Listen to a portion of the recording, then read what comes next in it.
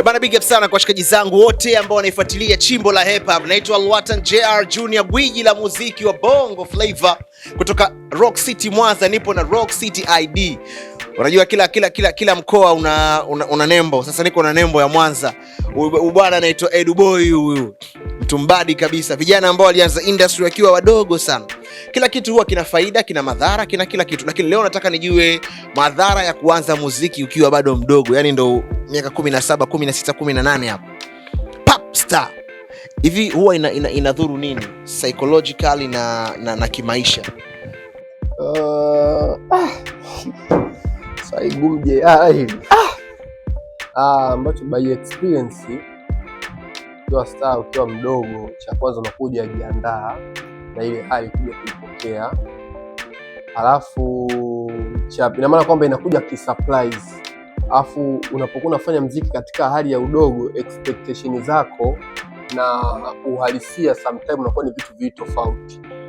Nikasema mfano mimi kipindi naanza sikuwa na malengo kwamba nije nifanye muziki watu wanijue nitengeneze maisha niwe na maisha yangu. Hapana, mimi nilikuwa napenda tu ile maisha kwenye TV, nikiamini kwamba ile maisha nayoona kwenye TV ndio ambayo wasanii wanafanyaje, wanayaishi. Nikiona Professor J, mimi kuna kipindi nilikuwa naimba na mimi Professor J tu akija akanijua, Lady JD akanijua, Dully Sax akanijua, mimi nimemaliza.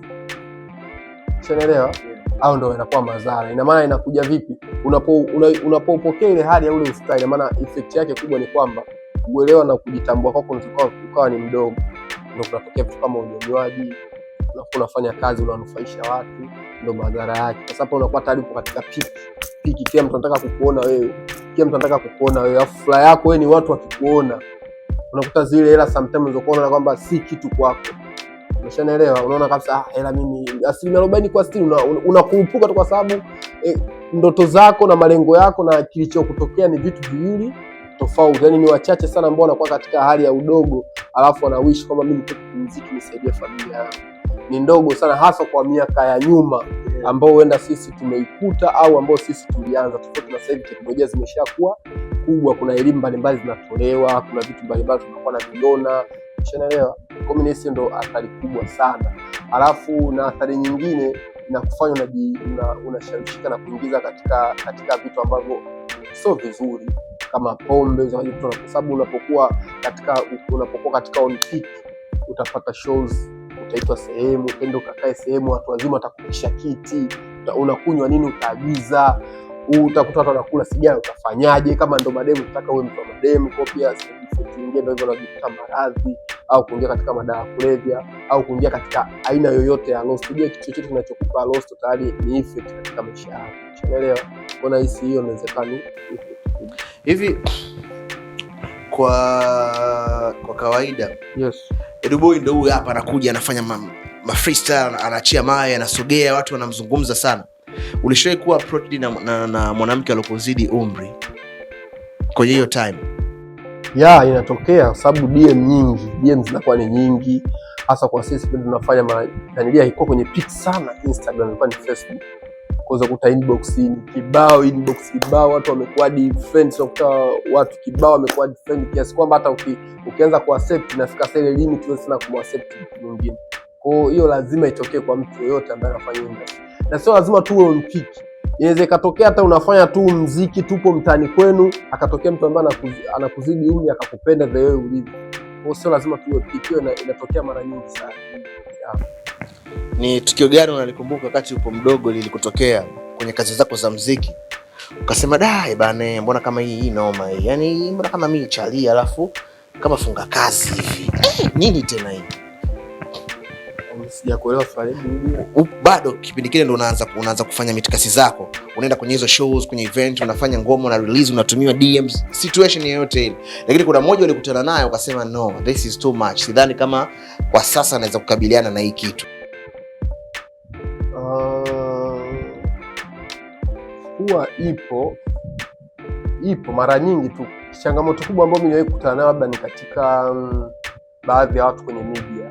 Sometimes unajua kuna ile expectation ya kwamba unazokuwa unafanya vizuri, umeshanielewa? Mimi naweza nikaa nafanya vizuri, kumbe JR haunipi support, lakini watu wanakuwa wanajua unanipa nini Asema Diala mwanao anakubeba, kumbe ni presenter tu kwenye kipindi, lakini nyimbo yangu inapigwa na DJ.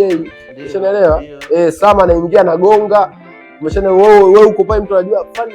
Kwa sometimes mimi labda nahitaji interview nije pale. Sio tuna kumcheck Sama, nadhani kucheck nani? Kwa hiyo inakuwa inaleta ule ugumu. Kwa hiyo ni vitu ambavyo mimi nahisi ndio challenge kubwa sana ambayo nilikuwa nakutana nayo.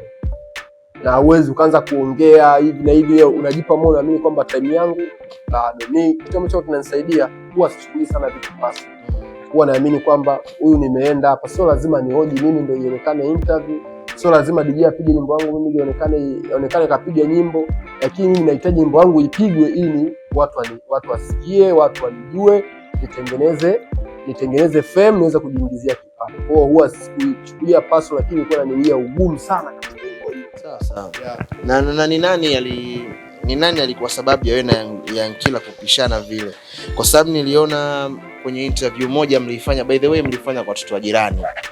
Mimi siku hiyo nimekaa zangu nimechungulia YouTube, nimeshatoka kwenye kipindi Planet Bongo, nikakuwa na wewe na Yankila, ujue mko kwa watoto wa jirani pale mnazungumza mixer, watu wanataka bana pataneni, shikaneni mikono. Umempa mkono mwanao akakana. Nadhani sasa hivi mko sawa. Mwanao kipindi kile akakaza. Mimi sitakuja kumpa mkono nini, haiwezekani, sitaki. Kilitokea nini mpaka kitu ambacho nikakiongea kwamba ule ni mtoto tu, harakati za mpito za mtoto, na nahisi ni sisi wenyewe tulishindwa kujitambua na kuchukua maamuzi mapema. Kwa hiyo ikatokea watu wakatujaza sumu. Unajua sometimes sio watu wanaweza kupenda situation nayo au movement nayo, au inapotokea jambo lolote la mimi na fulani kutofautiana, afu tukatafuta suluhu, inapoingia kwa watu kuna namna pia inaweza ikajichochea lolote inaweza katokea. Fursa kwa kipindi hicho pia Enkia alikuwa anafanya vizuri sana tofauti na mimi. Kwa pia na yeye pia alikuwa na watu wake ambao wako pembeni. Kwa maana ikitokea lolote baina yangu mimi na yeye, sisi mimi na Enkia tumeshavuka level ya ushikaji, rafiki, sisi ni ndugu, tumeshakuwa sisi ni ndugu. Haijaisha atanikwaza, nitamkwaza, tutafanyaje? Sisi ni ndugu. Ushanielewa? Yeah. Kosa zile situations zikiwa zinatokea, watu wake wa karibu sometimes wanakaa na watu ambao hawawezi kumkosoa, sababu wanahisi kwamba wakimkosoa wanaweza karibu ushikaji wao. Huenda wenyewe pia wako pale for benefits. Na vile same na mimi na watu ambao kwa namna moja ama nyingine wananiogopa, hawezi kunikosoa. Wanajua wakinikosoa wenda naweza nikawapunguza, nikaona kwamba ni masikishi. Ni kwa sababu gani? Kwa sababu tumekutana ukubwani. Ila mimi na yeye tunaweza tukakaa sehemu yoyote, tukacheka na tukatofautiana sehemu yoyote. Kwa hiyo hisi ni watu tu wa pembeni, ile kuchochea kachochea vitu vinafika kwenye media. Sasa vitu vikishafika kwenye media au sehemu yoyote, upokeaji taarifa kila mtu anapokea kwa level yake. Mimi siweza kukwambia kwa hivi chini safi jana kaiba pale, kaiba kwenye ile duka la jirani. Kaiba kuna namna unaweza kaipokea. Umeshaelewa? Yeah. Au ujue sasa hivi Msafi anaumwa. Kuna namna unaweza kukupuka kwa hiyo hospitali direct. Alafu mimi nikiambiwa wale ndugu, ujue Msafi anaumwa. Mimi Rich anaumwa, tatizo nini? Nikitaka kujua tatizo. Anaumwa tokea lini, siku fulani. Okay, hospitali gani, sehemu fulani. Okay. Mimi nitaenda nyumbani, nitajiandaa, nitaenda kumchukua. Kuna namna mimi naweza nikaichukulia, na yeye kuna namna unaweza kufanyaje, kaumuka kaichukulia kafanyaje, kapigwa na fulani, unaweza kwenda kuanza kuanzisha ugomvi pasipo kujua. Kwa mimi ni watu tu wa pembeni. Kweli tulitofautiana, lakini watu waliofanya wao makubwa ni watu wa pembeni na media. Sasa mlimaliza vipi lile jambo? Maana mimi nimekuja kuwaona wako fresh. Nilifurahi, by the way nilifurahi sana kuwaona mko pamoja, lakini nikasema jamaa vile viapo ilikuwa yani walikaa chini vipi wakalieka sawa jambo lao? Ujue Yankila na familia yangu wanawasiliana, mimi na familia yake huwa tunawasiliana. Anapiga simu kwa mama yako?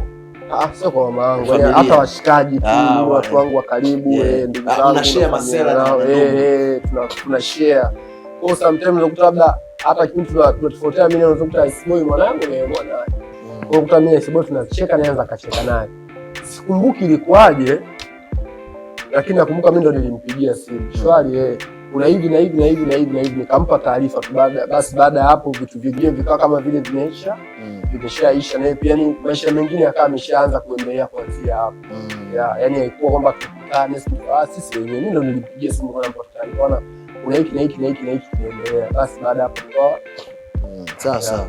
Mshafanya mawe, mnadude lolote ndani? Mimi na Yankila mbona tuna ngoma kwenye platform hii. Inaitwa Choresha. Noma. Bana, nataka sasa uniambie kuhusiana na umeshiriki kwenye cypher za Aznas. Yes. Unazizungumziaje kwa sababu umeona wali participate na kila kitu?